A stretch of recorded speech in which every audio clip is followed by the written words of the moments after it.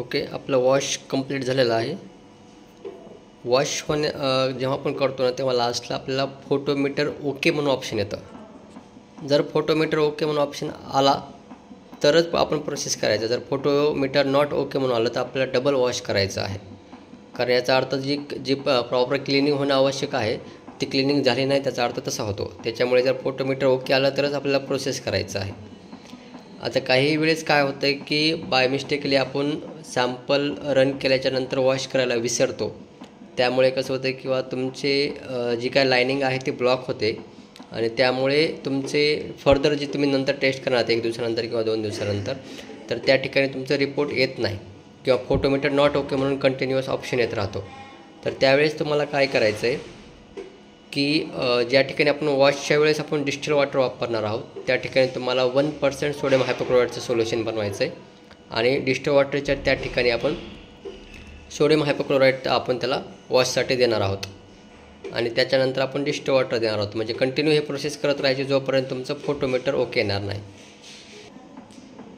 तसंच आपल्याला एक गोष्ट पाहत राहावं लागेल की या ठिकाणी ज्याचं जे काय वेस्टेज जमा होतं तर वेस्टेजसुद्धा आपल्याला वेळोवेळी डिस्कार्ड करावं लागणार आहे.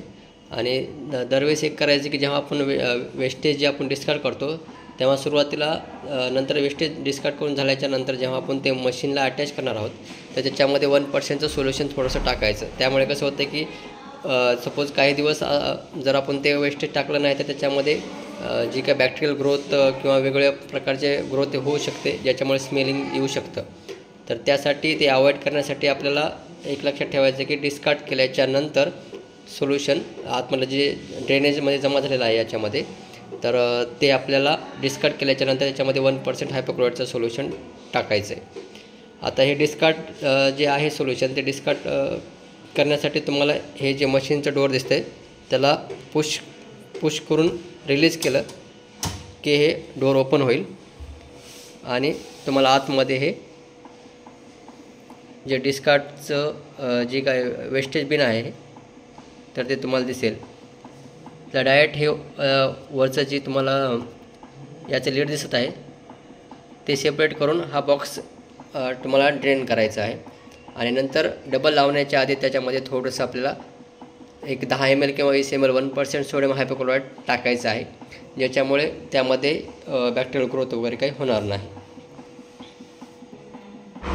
आणि याला क्लोज करताना तुम्हाला फक्त पुश करायचं ते लॉक होऊन जाईल.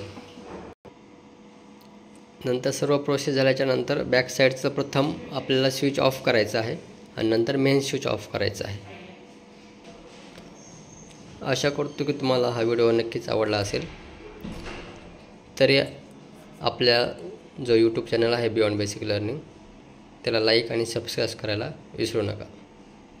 धन्यवाद.